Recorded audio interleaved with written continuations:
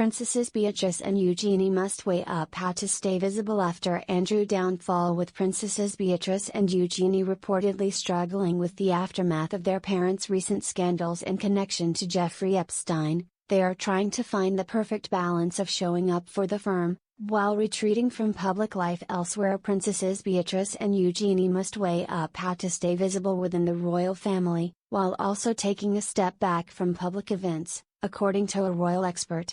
The daughters of Prince Andrew and Sarah Ferguson have been lying low since their parents announced they would relinquish their royal titles, including that of Duke and Duchess of York, amid the string of scandals that tie Andrew and Fergie to convicted sex offender Jeffrey Epstein.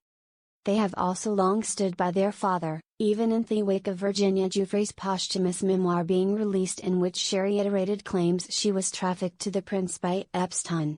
Andrew has strenuously denied these claims. After the announcement that Andrew and Fergie were handing back their titles, Beatrice was spotted looking forlorn as he drove into the Royal Lodge, where her parents have lived since 2008, while Eugenie steered clear.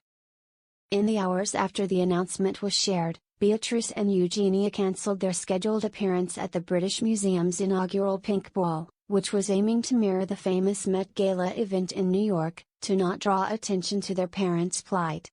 Now, a royal expert has suggested that in order for Beatrice and Eugenie to continue their work and not be tarred with the same brush as their parents, they need to continue to maintain a low profile, while not shying away from events with the royal family, such as Christmas at Sandringham.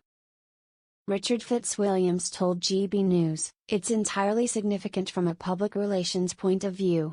Of course, it's important to be seen with the royal family at Christmas. They're happily married, they've got careers, and they've done a certain amount of charitable work. Booty can't see that increasing at the moment, because they were doing a bit more before.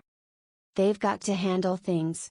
It's impossible for them, and one does sympathize, but we don't know what's coming out in all these files." The royal commentator went on to reference Princess Beatrice's involvement with preparations for Prince Andrew's infamous 2019 Newsnight interview, saying, "Beatrice, for example, was involved with Newsnight.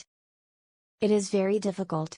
In terms of protecting their own images and reputations in the eyes of the public," Fitzwilliams said, "I'd have thought being with the royal family was the best for them.